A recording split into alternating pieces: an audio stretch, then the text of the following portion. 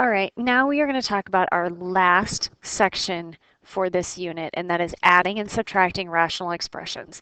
Before we get into the details, I want to review what we know about adding and subtracting fractions. First of all, we have to have a common denominator. So our least common denominator, our number that 2 and 3 both go into, is 6. So in order to make that common denominator, we all remember that we would multiply top and bottom of this one by 3. 3 over 3 is essentially 1, so I'm not changing it. And I would multiply this fraction by 2 over 2. And so I would have 3 over 6 plus 4 over 6. And if we remember, we add numerator to numerator, and we get 7 over 6, not 7 over 12.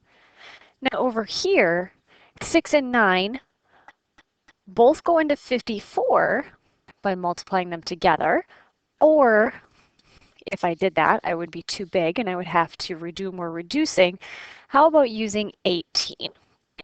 So what is 6 missing to become 18? 3 over 3. What is 9 missing to become 18? 2 over 2. And so when I multiply these together,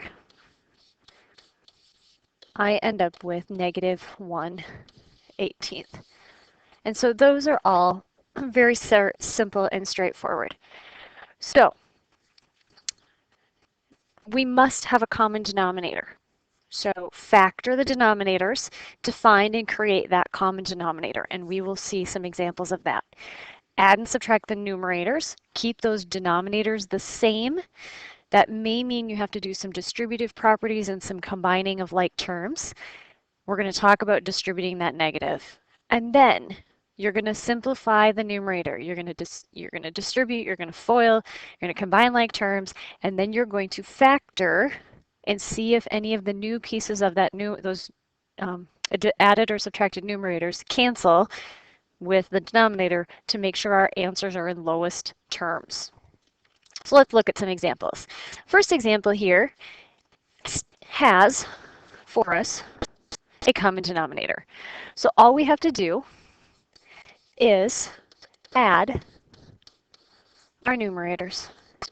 And a lot of times you'll see me combine them over a single numerator right away. That helps me remember not to add or do anything silly to those new denominators. And now this problem looks a whole lot like the multiply, dividing, simplifying rational expressions homework we've been doing for a couple of days. Combine like terms, 4x minus y over 8y squared x. Check for common factors in the numerator. There are no common factors between 4x and y. That is in lowest terms, and I'm all done. The second example also has everything in a common denominator, but I'm going to go ahead and factor this denominator to save myself some work. So what I'm looking at is r plus 3 plus r minus 6 all over r plus 2 times r minus 1. I haven't changed it, I just factored it. Combine like terms, 2r minus 3 over r plus 2 times r minus 1. Now I can clearly see there are no common factors anywhere. This is my answer. Now we're going to get into an example where we have to create a common denominator. So my least common denominator here, 2 and 3 both go into 6. I need an x piece for both, and I need a y factor for both. So my least common denominator is 6xy. When I get over here, I want 6xy in the denominator. So what do I need to multiply 2xy by to make 6xy? 3 over 3. And what do I need to multiply 3xy by? I need to multiply it by 2 over 2. So what I have in my numerator is 15 plus 10. And when I combine like terms, I have 25 over 6xy.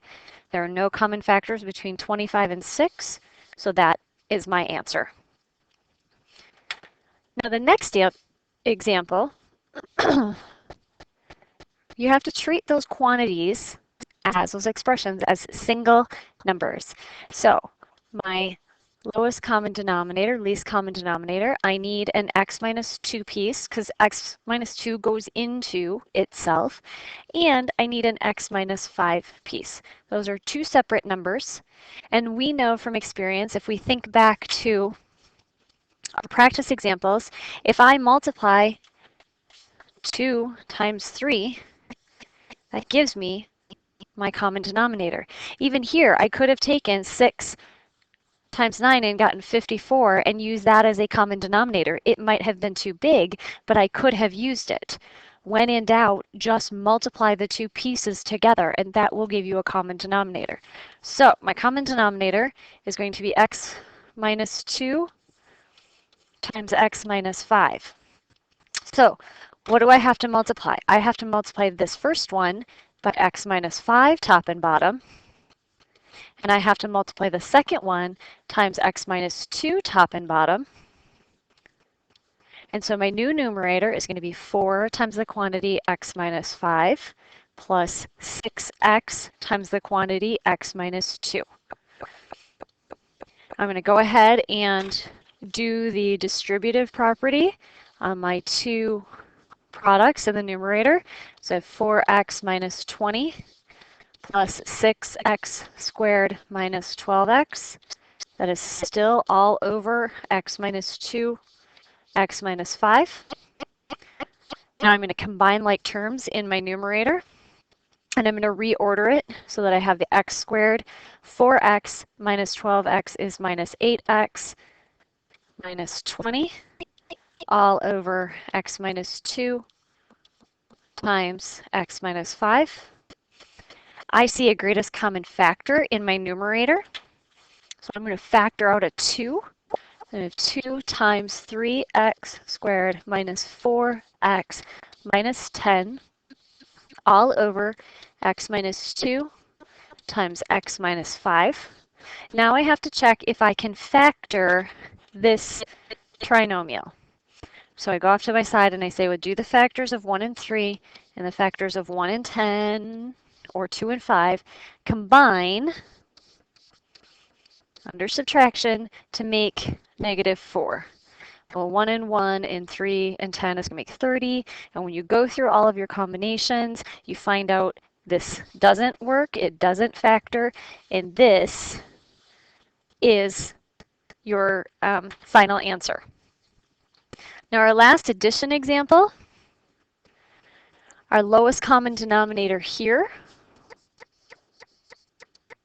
I need 2x cubed goes into 2x cubed, and x minus 5 is its own number. It's tempting to want to consider that x a part of that x cubed, but remember that x is part of a subtraction problem, and we have to keep subtraction and multiplication separate. So what I have, this first term needs to be multiplied by x minus 5. And the second term, remember your parentheses, needs to be multiplied by 2x cubed. And so what I get is a denominator that looks like 2x cubed times x minus 5, and a numerator that is 5 times x minus 5, plus 2x cubed times x plus 3. Go ahead and distribute. And so I have 5x minus 25 plus 2x to the 4th plus 6x cubed all over 2x cubed times x minus 5. Now this numerator looks like our 4-term grouping problems that we did when we were factoring. Except if I group them first 2 and first 2, I end up back where I started. So as you go up in mathematics, the groupings sometimes need to be experimented to see if you can find them. When I start grouping these, so for example, if I put 5x and 6x cubed together, I could factor out an x. But then when I look at these two as a group, there aren't any common factors. And if I switch it around and I put 5x with 2x to the fourth and take out a common x, 25 and 6x cubed don't have any common factors. And so in fact, this can't be simplified, and that is our final answer. Now we're going to switch over to multiplication, or to subtraction, excuse me. And the only thing that's different with subtraction happens in this very first example. You need to be very, very careful with the actual subtraction sign. If you have a quantity being subtracted, I recommend you change this to plus -1 times the quantity, because now you can distribute. So if I just rewrite this 18v squared 4u minus 6v plus -1 times u minus 4v. This distributive property will make sure I actually subtract both parts of that number. So I have 4u minus 6v minus u plus 4v all over 18v squared. Combine like terms, 3u minus 2v all over 18v squared. V to the fourth, excuse me. There are no common factors. That is my final answer. Now the next one, greatest common factor here, or I'm sorry, least common denominator here, between 2 and 4 is 4. I need an A piece for each of them, and I need a B squared piece for that. I'm going to change this to plus a -2. So my new denominator is going to be 4ab squared. How do I change my first number into that? Well, I'm going to multiply by 2b squared. Nothing needs to be done to the second denominator, and so I actually have 2b squared times 6b plus -2a for my numerator. Do the multiplication. I have 12b cubed minus 2a all over 4ab squared. I see a greatest common factor in my numerator, so I'm going to take that out of 2. That's going to leave me 6b cubed minus a all over 4ab squared. The 2 and the 4 cancel, and my final answer is 6b cubed minus a all over 2ab squared. Should have written when I canceled that 2 was left there. Our next subtraction example also does not have a common denominator. So I'm looking at the lowest common denominator being 20x cubed. 5 and 4 both go into 20. X cubed needs an x cubed. So that means I need to multiply this one top and bottom by 4x cubed, which means I need to multiply this one top and bottom by 5. Careful with that negative being plus a negative. And so now I have over my denominator of 20x cubed, I have 6x times 4x cubed plus -6x times 5. And so I have 24x to the fourth minus 30x all over 20x cubed. Greatest common factor in the numerator of 6x. And when I pull that out, I have 4x cubed minus 5 all over 20x cubed. X and x cancel, leaving x squared in the bottom. 3 and 20, or 6 and 20 cancel, leaving 3 and 10. And so my final answer here is 3 times 4x cubed minus 5 all over 10x squared.